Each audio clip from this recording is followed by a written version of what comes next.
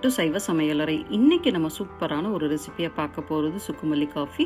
சுக்குக்கு மிஞ்சிய மருந்தே இல்லைன்னு சொல்லுவாங்க. அப்படியாப்பட்ட சுக்கை அடிக்கடி நம்ம சாப்பிட்டு வந்தோம்னா நம்ம உடம்ப நம்ம ஆரோக்கியமாக வச்சுக்கலாம். நமக்கு சளி காய்ச்சல் வந்ததுன்னா அப்போ இது சாப்பிட்டாலுமே நம்ம வாய்க்கு நல்லா இருக்காது. அப்போ இந்த சுக்கு மல்லி காஃபி போட்டு குடித்தோம்னா தொண்டைக்கு ரொம்ப இதமாகும். அப்படியே நம்ம உடம்புல இருக்க சளியெல்லாம் குறையிறதுக்கு இது ரொம்பவே ஹெல்ப்ஃபுல்லாக இருக்கும். வெயிட் லாஸ் பண்ணணும்னு நினைக்கிறவங்க அடிக்கடி சுக்கு மல்லி காஃபி போட்டு குடிச்சிங்கன்னா உடம்புல உள்ள அதிகபட்சமான கொழுப்பை குறைக்கிறதுக்கு இது ரொம்ப உதவியாக இருக்கும். இந்த சுக்கு மல்லி காஃபி செய்கிறதுக்கு நம்ம ஒரு பொடி தயார் செய்ய போகிறோம். இப்போ அந்த சுக்கு மல்லி காஃபி பொடி எப்படி பண்ணலாம் அப்படின்றத பார்க்கலாம் வாங்க.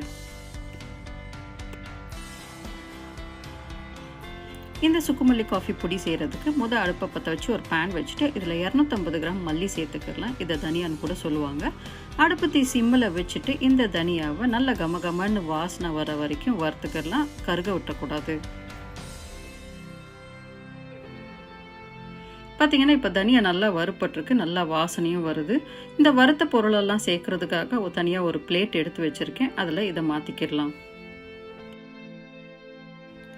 அடுத்ததாக ஒரு 150 கிராம் அளவு சுக்கு எடுத்துக்கிடலாம். இதுவுமே அந்த பேனில் போட்டு லேசாக சூடாக்கிக்கிடலாம். அடுப்பு தீ சிம்மில் தான் இருக்கணும். இந்த சுக்கு கொஞ்சம் சூடாக பார்த்தீங்கன்னா கொஞ்சம் உப்பு நாப்பில் தெரியும். அந்த அளவு வறுப்பட்டதும் இதையுமே எடுத்து நம்ம வறுத்து வச்ச தனியாவோட ஒன்றா சேர்த்துக்கிடலாம்.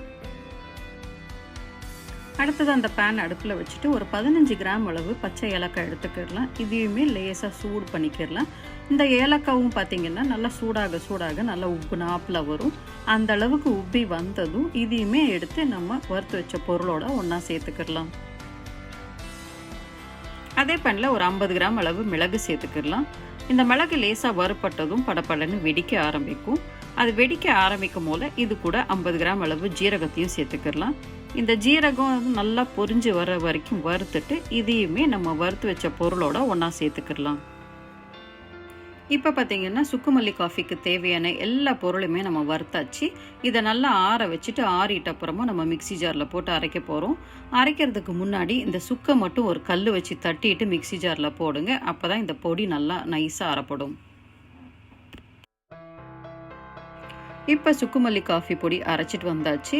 இந்த பொடியை பார்த்தீங்கன்னா ரொம்ப நைஸாகவும் இல்லாமல் ரொம்ப கொரப்பாகவும் இல்லாமல் மீடியமான பதத்தில் அரைச்சி எடுத்துகிட்டு வந்திருக்கும். இந்த பொடியை ஒரு ஏர்டைட் பாட்டிலில் போட்டு வச்சுக்கிட்டிங்கன்னா ஒரு 6 மாதம் வரைக்கும் வெளியிலேயே வச்சுருந்தோம்னா கெடாமல் இருக்கும். இப்போ இந்த பொடியை வச்சு நம்ம சுக்கு மல்லி காஃபி எப்படி செய்யலாம் அப்படின்றத பார்க்கலாம் வாங்க. இப்போ சுக்கு மல்லி காஃபி செய்கிறதுக்காக அடுப்பை பற்ற வச்சு ஒரு சாஸ் பேன் வச்சுட்டு அதில் 2 கிளாஸ் அளவு தண்ணி சேர்த்துக்கிடலாம். இது கூட நம்ம தயார் செஞ்சு எடுத்துகிட்டு வந்து சுக்கு மல்லி காஃபி தூளை ஒரு 2.5 டீஸ்பூன் அளவு சேர்த்துக்கிடலாம். இது கூடவே 2 டேபிள் ஸ்பூன் அளவு கருப்பட்டி சேர்த்துக்கிடலாம். இந்த கருப்பட்டிக்கு பதிலாக நாட்டு சர்க்கரையோ இல்லை வெல்லம் கூட நம்ம சேர்த்து செய்யலாம். இப்போ இது நல்லா கொதிக்க ஆரம்பிக்கட்டும். பார்த்தீங்கன்னா இப்போ சுக்கு மல்லி காஃபி நல்லா கொதிக்க ஆரம்பிச்சிருக்கு. இது ஒரு 2 நிமிஷத்துக்கு அப்படியே கொதிக்க விட்டுடலாம். 2 நிமிஷம் கொதிச்சதும் அடுப்பை ஆஃப் பண்ணிடலாம். இப்போ இதை ஒரு கப்புக்கு வடிகட்டி எடுத்துக்கிட்டோம்னா சூப்பரான சுக்கு மல்லி காஃபி இப்போ தயாராகிடுச்சு.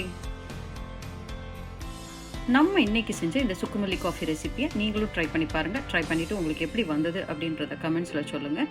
இந்த வீடியோ பிடிச்சிருந்ததுன்னா ஒரு லைக் கொடுத்துட்டு உங்கள் ஃப்ரெண்ட்ஸ் சர்க்கிளுக்கும் ஷேர் பண்ணி விடுங்க. இந்த வீடியோ பார்த்ததுக்கு ரொம்ப நன்றி.